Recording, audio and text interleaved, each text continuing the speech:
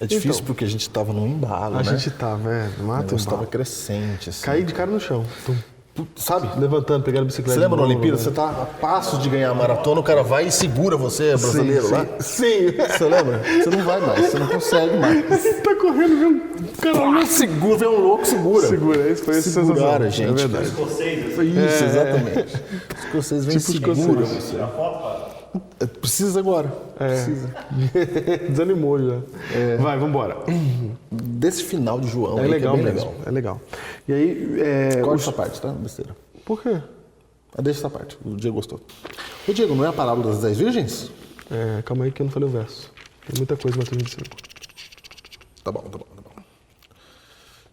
Mateus, onde é que fica Mateus, Diego? Depois de Gênesis, antes de Apocalipse. Eu que agora sou... Ninguém entrava aqui pra tirar foto com nós antigamente. Agora eu exijo respeito.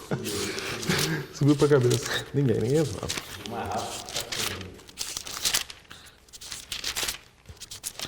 Essa parte você não grava, né? As pessoas vindo aqui...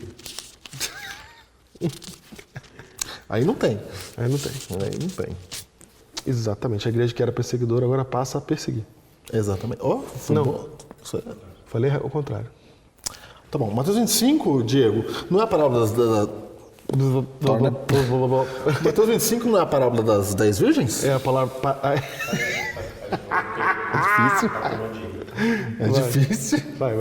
Porque você fez com cara de final, achei que você estava trocando. Não. Porque a gente falou 30 segundos e agora a gente falou 2. É, Tá.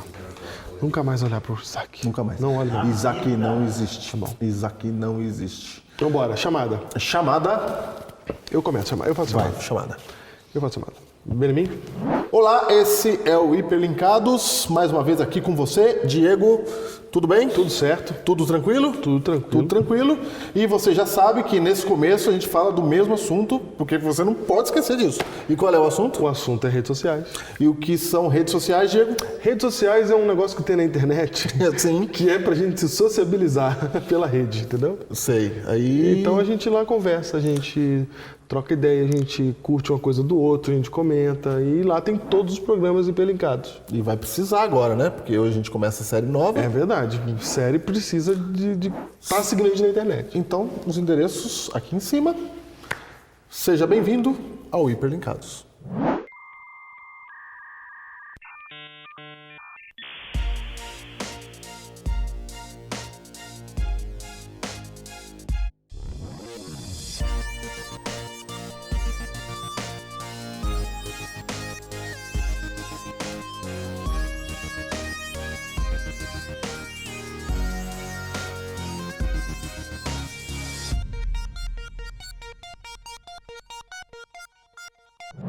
Júnior, estamos hoje aqui para começar uma série nova. Uma série, uma trilogia. Uma trilogia. Uma trilogia. A gente começou essa temporada fazendo uma série de profecia, né? Sim. E agora a gente vai fazer uma série que envolve profecia novamente. Ok. Mas é uma série que a gente acha que vai ser bem especial para você poder entender uma coisa que é muito relevante para o nosso tempo, Júnior. E o nome da série é série Advento. Advento. Advento. Que tem a ver com o quê? Com a volta de Jesus. Ok, achei importante a volta de Jesus. Sim, tem importância para o nosso tempo, porque você vai descobrir aqui que a gente está fazendo parte já do tempo do fim, segundo o que a Bíblia fala. Mas vamos estudar primeiro, né? Ok. Da onde começou, Diego, essa história de volta de Jesus? Começou com Jesus, né? Jesus, é mesmo? Começou com Cristo. Mas não é, quer dizer que Jesus vai voltar, é isso que a gente crê? Então, vamos entender o seguinte. Quando Jesus estava aqui, ele falou, eu vou embora, vou fazer uma morada e vou voltar aqui para buscar vocês, para vocês morarem lá comigo. Ok, João 14, de 1 a 3. Isso. E aí, quando Jesus vai embora, ele ascende ao céu, todo mundo fica olhando Jesus subindo pelas nuvens assim, né? E aí eles ficam olhando e a nuvem tapa Jesus. E aí acabou, eles estão olhando ali, e vem um anjo e fala assim, vocês estão olhando para cima aí? Do jeito que vocês viram ele subir, vocês vão ver ele descer. Olha isso, está em Atos capítulo 1, verso 9 a 11. Isso. Então, ficou na Bíblia aí uma promessa, ficou lá para os pais da igreja, lá para os discípulos, uma promessa que Jesus iria voltar. Que Jesus vai voltar. E como é que foi o desenvolvimento dessa doutrina, dessa ideia da volta de Jesus? É muito importante deixar claro que as pessoas lá daquela época de Jesus, elas tinham a sensação de que Jesus ia voltar ainda em seu tempo. Claro. Que ele deu uma saidinha e já ia voltar aí. Sim, Entendeu? Aí morreu os discípulos de Jesus morreram, e aí ficaram os que a gente chama de pais da igreja, que são aqueles que foram convertidos pelos discípulos e que organizaram a igreja ali naquele período. E a igreja era muito perseguida, então eles esperavam que a volta de Jesus fosse o fim da perseguição, inclusive, né? Porque quando Jesus voltasse, ia acabar aquela conversa dos cristãos morrerem. Enquanto isso, o evangelho foi se expandindo, foi crescendo, até que Constantino se converteu e acabou com a perseguição. Chega de morte. Se converteu. Não só acabou com a perseguição, como ele torna o cristianismo a igreja oficial do Império Romano. Exatamente. E, além disso, ele paga. Ele dá vários benefícios, como você não precisava mais limpar o palácio, sabia? O castelo. Ah, é? Tinha um imposto. Os servos iam lá limpar. Ah, é? Se você fosse cristão, não precisava mais. Você ganhava 30 moedas de prata. Você ganhava Como você túnica. ganhava 30 moedas de prata? Se batizasse. Ah, se convertesse, ganhava 30 moedas. Ganhava uma túnica bonita. Ganhava dinheiro para converter? Ganhava dinheiro e ainda faria parte da religião oficial do Império. Muito bem, agora eu quero que você imagine o seguinte. O povo estava sendo perseguido já por uns bons dois séculos inteiros e mais um pouquinho, né? Sendo perseguido. Não é sendo perseguição, Diego, é jogar pro leão comer. É, esse nível O de perseguição. negócio é terrível. É disso que a gente está falando, Júnior. De perseguição mesmo terrível. Era o jogo de futebol dos caras. Isso. Exatamente. Ver as pessoas morrerem. O Coliseu lotava, o pessoal todo gritando como se fosse gol pro leão comer crianças, mulheres e homens adultos. E todo mundo. E aí, diante de tudo isso, imagine que você fosse cristão. Não tinha igreja, não tinha como congregar, não tinha como você falar que você era cristão na rua, que você podia ser preso e passar por todas essas torturas e morto. Então, o que acontecia? A igreja cristã nessa época, ela não era uma igreja física local e ela vivia fugindo e vivia escondida. Ela era marginalizada, certo? Sim, claro. Não tinha jeito. Quando surge Constantino e acaba com tudo isso e ainda te paga para batizar, Ela sai da marginalidade pra glória. Pra glória. Assim, o status você ser cristão agora. Exatamente. Agora eu quero que você imagine como que você se sentiria se você fosse cristão, estivesse nessa época, você orando a Deus para acabar a perseguição, de repente vem um homem que fala que teve um sonho e fala que se converteu, e aí, numa jogada política, ele faz o cristianismo ser a religião do império e acaba com a perseguição. Olha que maravilha, né? Como que você se sentiria, né? Acabou. Que beleza. É nós, Constantino, pra sempre. É nós, Constantino. Fica Constantino. Pra sempre, é lógico. Exatamente. E aí, o que acontece, Júnior? Esse estabelecimento da igreja como a igreja oficial do império, e a gente está falando aqui de qual império? Império Romano. Que dominava que parte do mundo? Que dominava toda a Europa, era o mundo conhecido da época. O mundo conhecido da A América não tinha sido descoberto, os orientais ficavam lá vivendo a vidinha deles. Isso. Ficava lá, o universo paralelo. Exatamente. E a gente só conta a história do Ocidente porque a gente mora no Ocidente. Se você for oriental, aí você conta a história de lá. Então a gente só conta de cá. Isso, exatamente. É o império que dominava sobre o mundo da época que a gente conhecia. Certo? Exatamente. Então imagina só, agora a igreja cristã ela é oficial do império romano, ou do império mundial. Ok? Ok. E aí, Júnior, com essa oficialidade, as coisas para os cristãos melhoraram bastante. Muito. Não, mas muito. Né? Muito do ponto de vista que acabou a perseguição. Isso. E também que agora você tem conforto, porque agora você tem igreja. E a igreja tem banco para sentar. Isso, é verdade. Olha como tudo mudou? Tudo mudou. Agora tá tudo certo, agora é liberdade. Aí a igreja começou a ter um formato que tem hoje, né? Isso. Começou nessa época. Ali, alguém falando e o restante ouvindo. Surgiu por aí. Foi. Né? Surgiu por aí que surgiu as grandes catedrais. Que agora a igreja era oficial, não precisava ficar escondida. Não, agora tinha que aparecer. Tinha que aparecer. Aí foram feitas as igrejas, né? As grandiosas igrejas, catedrais, etc. Isso. Começam a surgir aí. Exatamente. E aí, Júnior, nesse ambiente de paz cristã, né? De acabou a perseguição, agora a gente está tranquilo e estamos bem agora na história, né?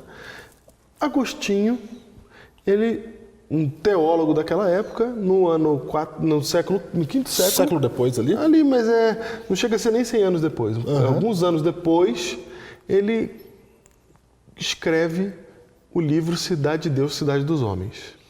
Nesse livro, ele apresenta a teologia que diz que a cidade de Deus que a igreja agora se estabelece na cidade dos homens, e isso é a volta de Jesus. Então ele afirmou que essa paz Esse estabelecimento da da igreja igreja como do império era o estabelecimento do reino de Deus na terra. Exatamente. E, portanto, isso representava a volta de Cristo. A partir daí, ele começa a interpretar a volta de Cristo como sendo simbólica. E então a volta de Cristo seria, na verdade, ele não iria voltar em pessoa para Agostinho. Não. Ele ia estabelecer o seu reino na terra, que era a sua igreja. Exatamente. Entendi. E Jesus fala de estabelecimento do reino mesmo várias vezes na Várias Bíblia. vezes. Então ele achou que isso significava que era o estabelecimento do reino, certo? E ali, a partir de então, os líderes religiosos começaram a fomentar essa ideia. E é muito importante você lembrar o seguinte, nessa época, Júnior, quem era alfabetizado? Quem era alfabetizado? Quem? Quem? Os líderes religiosos. E os nobres, é só. Constantino não era, sabia? Constantino não era. Não era. Ele Olha que dirigiu o Concílio de Nicéia e nem alfabetizado era. Não sabia nem ler. É, Ele dirigiu o Concílio de Nicéia. Foi. Esse era o mundo daquela época, gente. Naquela época não tinha escola ensinando todo mundo a ler, né?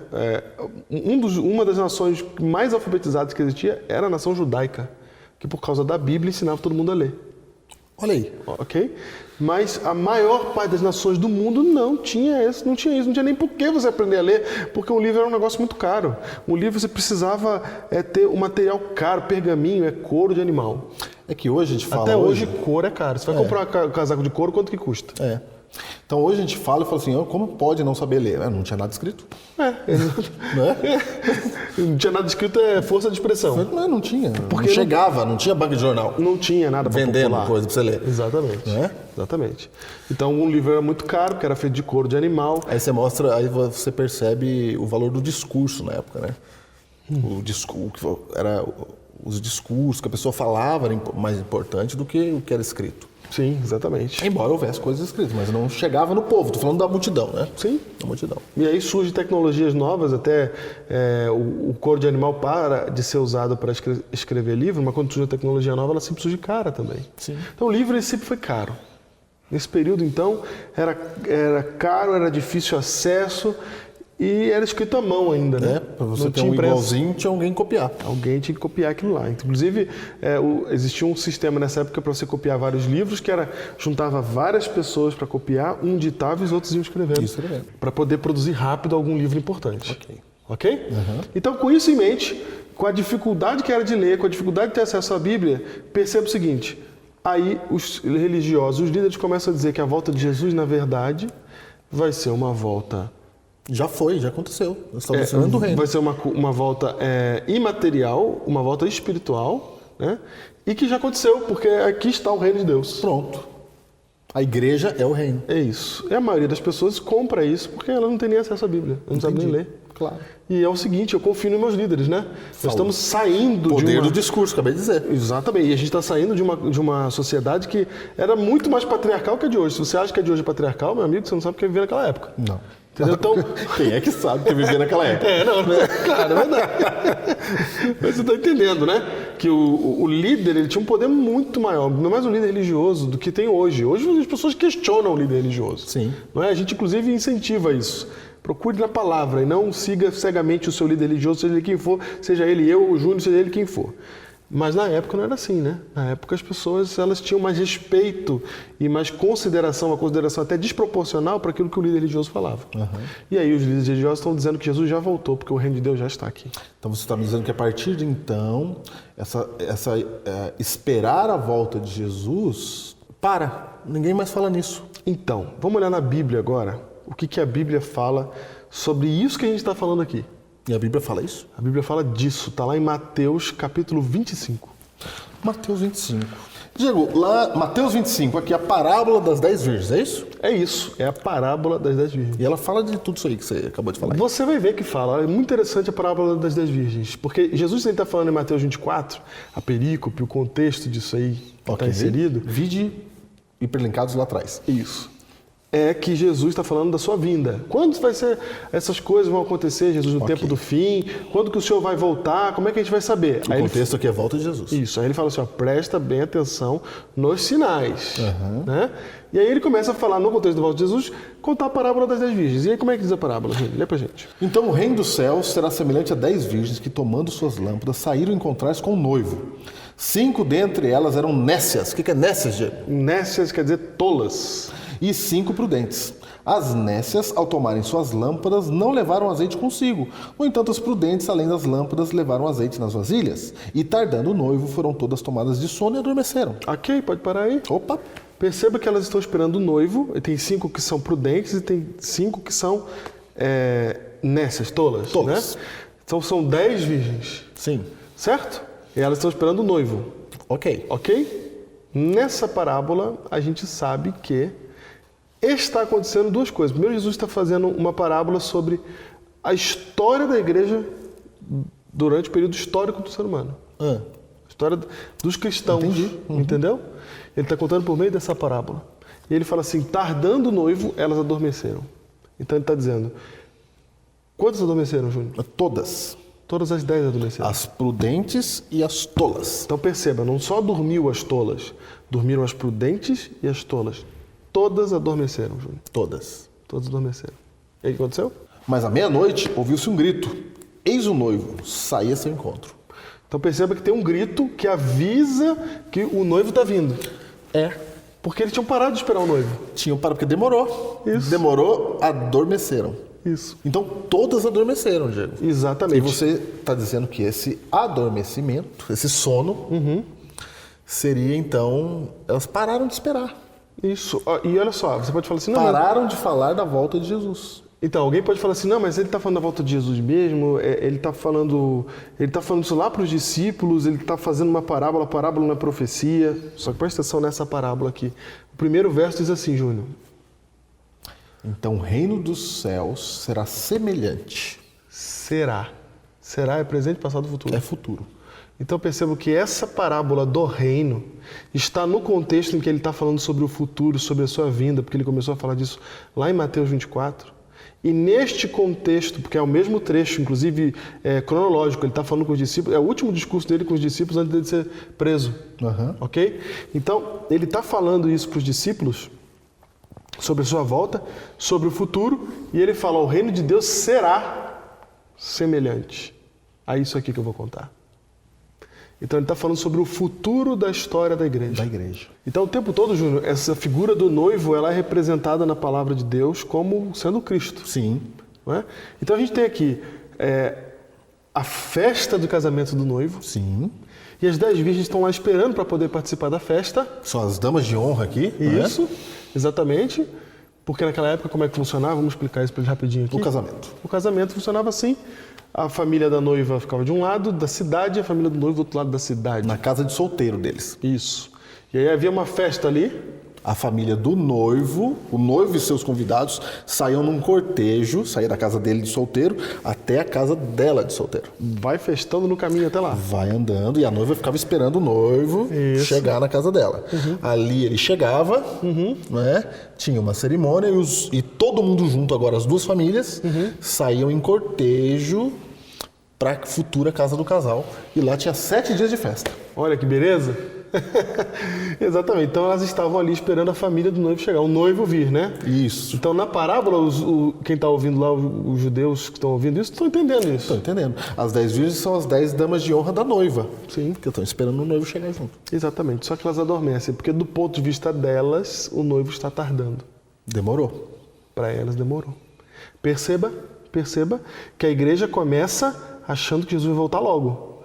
Passa todo o período de perseguição, e aí a igreja se estabelece como sendo a igreja principal do mundo, e já se passaram 500, 600 anos. E Jesus não voltou ainda. Não voltou. E aí a gente começa a achar que está demorando. Começa a achar que está demorando. E aí a gente começa a pensar assim, não, será que vai vir mesmo? Aí Agostinho... Será que a gente não entendeu errado? Aí, exatamente. Aí vem Agostinho e fala assim, não, já veio.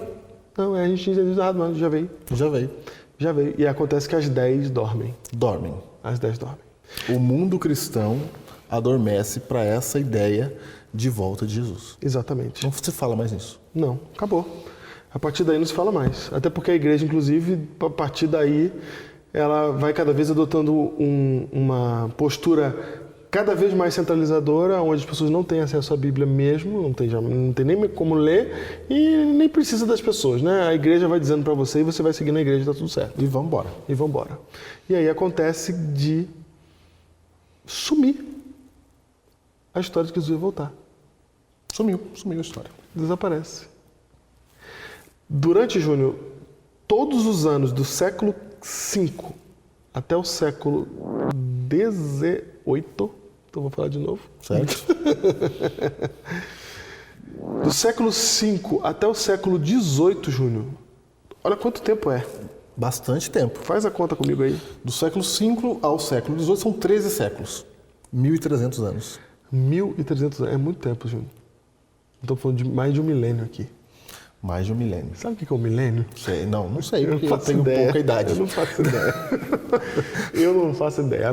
A pessoa que mais consegue viver no nosso tempo hoje, ela chega a Sente um décimo do que é um milênio. Exatamente. Um milênio é muito tempo. Dá para acontecer muita coisa em um milênio. E aconteceu realmente muita coisa em um milênio. Inclusive, dentro desse milênio aí, nós temos o período mais negro da história humana, que é o período medieval, né? É ali. É o que a gente chama de período negro. O período negro. Que a igreja impunha sua fé pela força. A igreja que no início foi perseguida, passa a perseguidora. Exatamente. Porque isso é um detalhe muito importante, a gente precisa frisar isso aqui. A gente, quando é cristão, se a gente não toma cuidado, a gente facilmente se afasta da ideia de amor ao próximo e passa a defender a nossa posição com unhas e dentes. E esse tal do próximo, se ele não crê no que a gente crê, a gente quer eliminar ele do caminho. Sim, exatamente. Então a igreja que foi perseguida lá por Roma, quando ela se torna a igreja principal, persegue. Ela passa a perseguir. A verdade sem amor, ela vira um bastão para você bater nos outros. Exatamente. Isso funciona hoje ainda, hein? Acontece hoje ainda. Não Ninguém fica tá achando livre, que foi só no período medieval, não. Ninguém está livre disso. Exatamente. Ninguém está livre disso, não. Ninguém. Mas no período medieval, a igreja que estava no comando na época fez acontecer muito dessa miséria. Foi. E aí, o que acontece é que cada vez mais a gente se distanciava dessa noção, dessa compreensão. Até que, em 1455... Opa! Olha quanto tempo. Lá depois. Lá de 1000 anos. Depois. Exatamente 1000 anos depois 1000 anos do livro depois. Cidade de Deus, Cidade dos Homens. Sim. Né? Exatamente 1 milênio depois, Johannes Gutenberg inventou a máquina de tipos móveis. Que Qual hoje máquina? Qual máquina? Máquina de tipos móveis. Que bonito. Chama imprensa. Esse é um jeito popular de dizer, Imprensa. né? Por que é máquina de tipos móveis? O que é gráfica? A máquina gráfica? Porque ele pegou os pedacinhos de metal e desenhou nos pedacinhos de metal as letras. E aí Você montava a página com as era letras um trabalhão, de metal. né, cara? Hoje que tem computador, você não imagina. Ele montava letra por letra da cada página. Isso, são os tipos móveis, né? Por isso que era móvel. Ele montava letra por letra. Isso. E aí passava a tinta e baixava e fazia uma página inteira. Botava a tinta ali, aí encostava o papel e manchava e... Você acha que dá trabalho? Dá trabalho pra você colocar os tipos, né? Mas na hora que você fez você fazia Nossa! quanto você quisesse. Quanto tempo levava pra fazer uma página naquela época? Diego, sabe o que aconteceu quando inventaram? A primeira vez que ele imprimiu a Bíblia, né? Foi a primeira o primeiro coisa livro que ele fez foi a Bíblia. Foi a Bíblia. Quando uma pessoa viu duas Bíblias exatamente iguais, com a mesma letra, porque antes era feito à mão, né?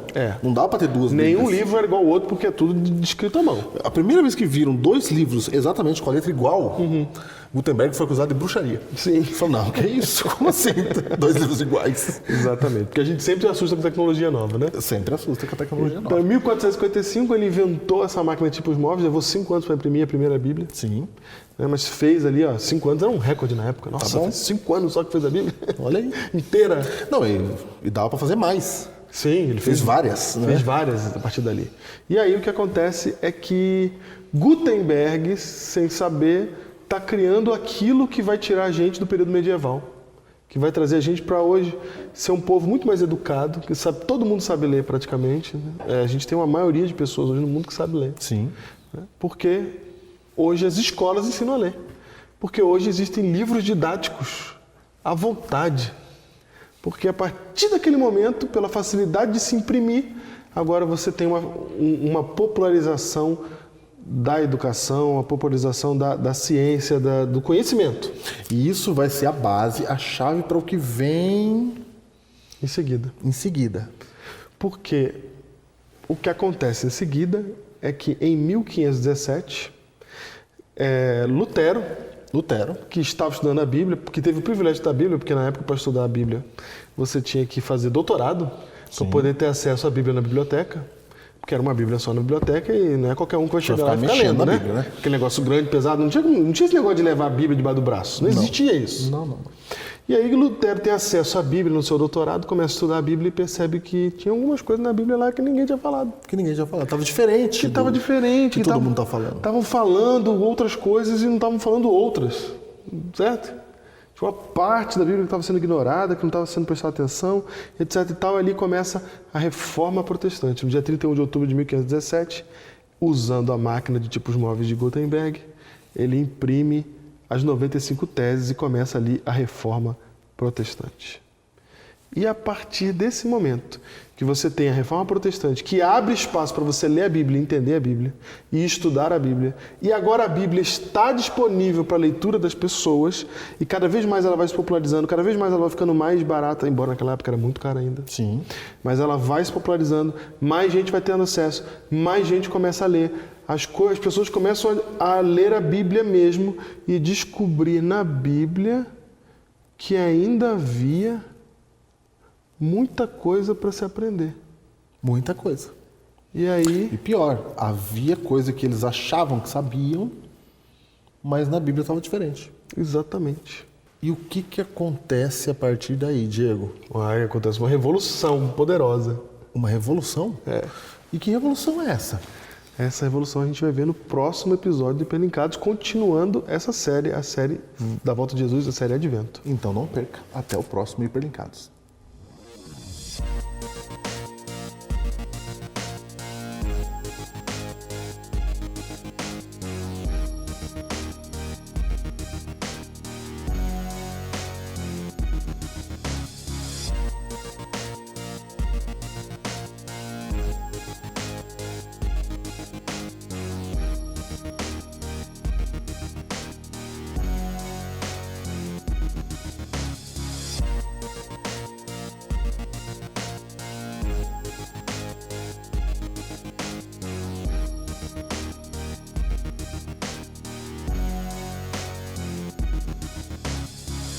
Ô Júnior, essa revolução, ela tá lá na parábola, porque a parábola diz que elas estavam todos dormindo, mas de repente, à meia-noite, Ouviu-se um grito. ouviu-se um grito. A gente vai falar disso no próximo programa. Até lá.